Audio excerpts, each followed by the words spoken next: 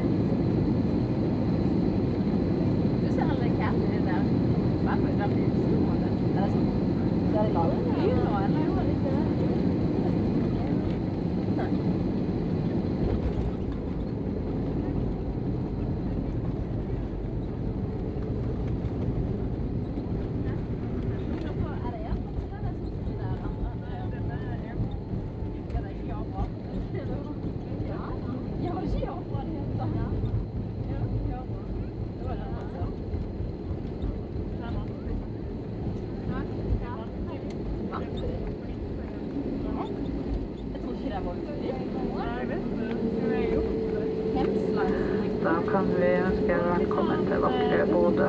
Av sikkerhetsmessige hensyn så ber vi deg holde sikkerhetsbeltet fastspent for å stole deg og bord i loddrett posisjon samt rømningsveier i forhold bagasje inntil skiltet med setebelte slukket. Vær forsiktig når du åpner bagasjelodd, sånn at ingen bagasje faller ut. Og før du går ut av flyet så ber vi deg ta en siste sjekk, slik at du ikke glemmer noe om bord. Vær oppmerksom på nivåforskjellen mellom flyet og broa når du går av. Og vi finner om at røyking fortsetter at man har kommet til et oppmerket område. Vi håper du har hatt en hyggelig tur som masse utsatt alle veien. Til vi ses neste gang, sier vi på fast tusen takk og ønsker deg en riktig god helg. Welcome to Bodø. For safety reasons, please keep your seatbelt fastened, keep seat back and table upright and escape routes free from cabin baggage until the seatbelt sign has been switched off. Please be careful when opening the overhead compartments as cabin baggage may fall out. And before leaving us, ensure that you do not leave any belongings behind. When disembarking, be aware of the difference in level between the aircraft and the jet bridge. Smoking is only permitted in designated smoking areas. We hope that you've enjoyed this flight with the SAS and Star Alliance. Until next time, and from all of us in SAS, thank you and have a blessed.